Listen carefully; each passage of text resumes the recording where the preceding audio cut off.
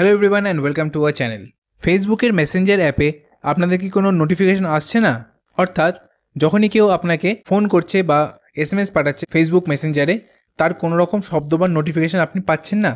তো এরকম সমস্যা যদি আপনার ফোনে হয়ে থাকে এবং সেটাকে কীভাবে সমাধান করবেন, তো আজকের এই ভিডিওর মাধ্যমে আমরা সেটা জানবো।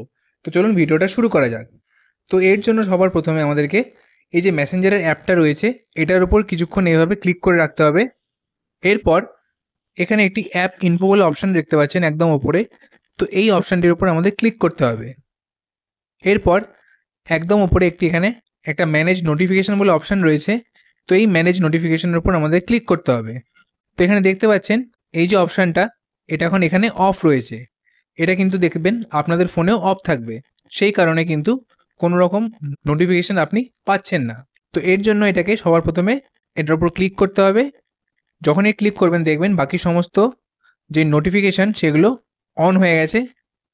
যেমনটা এখানে দেখতে পাচ্ছেন চ্যাটস, কলস, স্টোরিজ, এই সমস্ত যে নোটিফিকেশান এগুলো এখন অন হয়ে গেছে।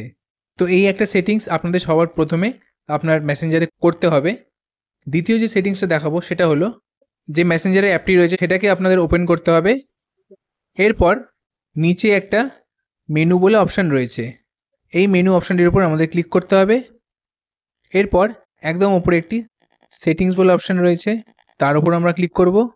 এরপর একটু নিচের দিকে যাব আমরা, এখানে একটি নোটিফিকেশান অ্যান্ড সাউন্ডস বলে অপশান রয়েছে, এটার উপর ক্লিক করব।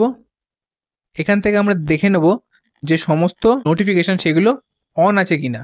যদি অন না থাকে তাহলে এগুলোকে আমাদেরকে অন করতে হবে, তাহলেই কিন্তু সমস্ত রকম নোটিফিকেশান আপনি আপনার মেসেঞ্জারে পেয়ে যাবেন।